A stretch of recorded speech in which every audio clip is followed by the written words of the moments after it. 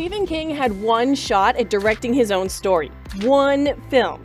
And before the cameras even got warm, things started going wrong in ways nobody could have scripted. Here are the weird facts about Maximum Overdrive that you won't believe. 1.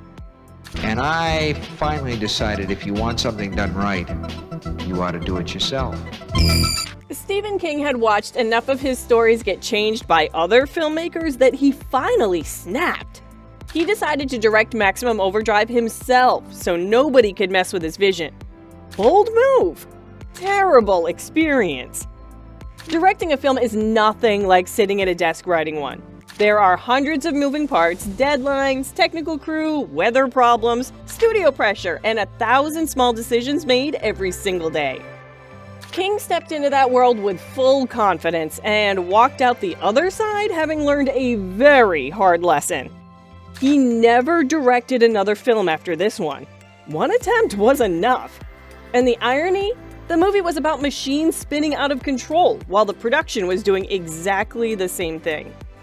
And to understand why the film feels the way it does, you have to look at what was going on inside King's head while he was making it. 2. There should be movies where you can sort of check your brains at the box office and pick them up 2 hours later. Here's something King himself has talked about openly. The 1980s were a difficult period for him personally, and his struggle with cocaine during that time is well documented. He has admitted that large parts of this production are genuinely blurry in his memory, and that he can't fully account for some decisions made during filming today. So when you watch Maximum Overdrive and feel like the tone keeps shifting, like it can't decide whether it wants to be terrifying or funny or completely absurd, that is not an accident of filmmaking. That is what happens when the creative energy behind a project is unstable from the start. The chaos on screen had a direct source, and it wasn't the trucks. 3.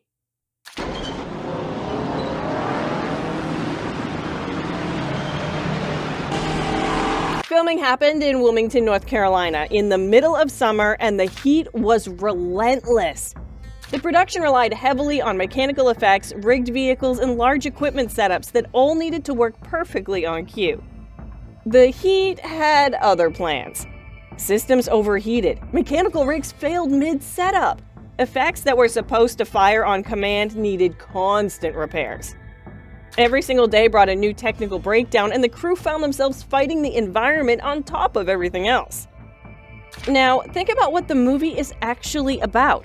Machines refusing to obey people. And here is a crew surrounded by real machines dealing with exactly that problem every day they showed up to work. At some point, it stopped feeling like a coincidence and started feeling like the film was writing its own making-of story. And the heat wasn't the only thing making every stunt feel dangerous. 4.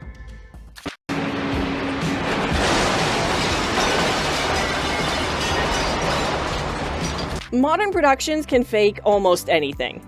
A truck bearing down on an actor? A digital team handles it in post.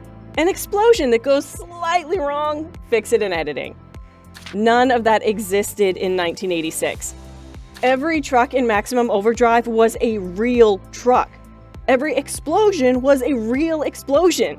Every mechanical stunt required coordination between the equipment and the human being standing nearby. If a vehicle was supposed to stop at a certain mark and it didn't stop, there was no computer to correct that mistake. That pressure changed how every scene felt on set. It gave the finished film a rough and unpredictable texture that modern productions spend a lot of money trying to imitate.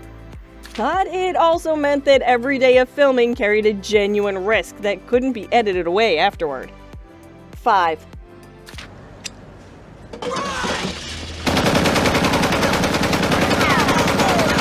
The lead actor on this film spent most of his days surrounded by actual moving physical machinery, and that wasn't part of any stunt plan. He wasn't reacting to visual effects that would be added later. The trucks were there. The equipment was running. The danger was real. Estevez performed many of his own moments in the action sequences, which put him directly in the middle of setups where the margin for error was very small. Imagine standing near a massive truck that's moving towards its mark and trusting that every single person in the crew has done their job exactly right. That is what his workdays actually look like.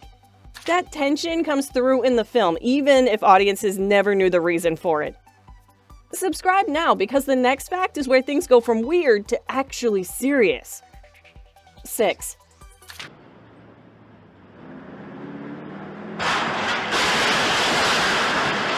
At some point during production, the crew noticed something that was hard to ignore. The entire film is built around machines becoming unpredictable and refusing to follow orders. And yet, every single day, the people making that film were dealing with real machines doing exactly the same thing.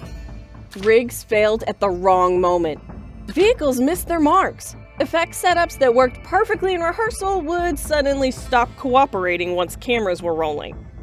Nothing supernatural was happening, but the timing made it feel almost too on the nose. The people making a movie about rebellious machines were spending their days dealing with rebellious machines. And somehow, that made the whole production feel even stranger. At times, it almost felt like the movie was starting to live its own story.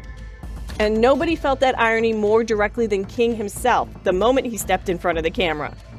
7. Honey, come on over here, sugar buns.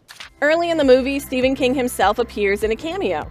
He walks up to an ATM, and instead of working normally, the machine comes to life and starts insulting him directly.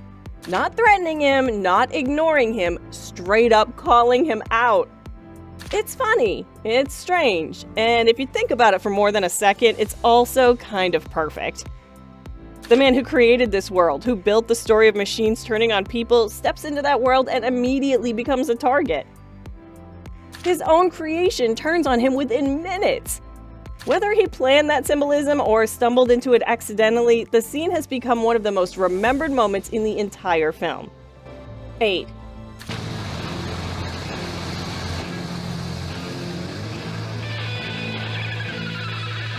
The next time that this scene comes up in conversation as a fun horror moment from an over-the-top movie, remember that behind it is a real person who paid a permanent price for a few seconds of footage. This is the one most people don't know, and it's not a fun story. During the filming of the lawnmower scene, the production was using a real modified mower on set. A piece of wood was struck during filming. A fragment broke off at high speed and flew directly towards cinematographer Armando Nanuzzi, hitting him in the face and causing severe damage to his right eye. He lost that eye. What makes this harder to sit with is that safety concerns had reportedly been raised before the scene was filmed. There were requests to adjust the setup and reduce the risk involved. The scene went ahead anyway. A lawsuit followed and was later settled out of court, and yet, despite everything that went wrong, the film still found its audience, just not in the way anyone expected. 9. What the fuck? Maximum Overdrive was made on a budget of around $9 to $10 million. It earned roughly $7 million at the box office. For a Stephen King film in the mid-1980s, when his name alone was supposed to guarantee an audience, that was a genuine failure. Critics didn't know what to make of it. The tone was all over the place. The horror didn't feel serious, and the comedy didn't feel intentional. Most people walked away confused or disappointed, and for a while, the film just disappeared.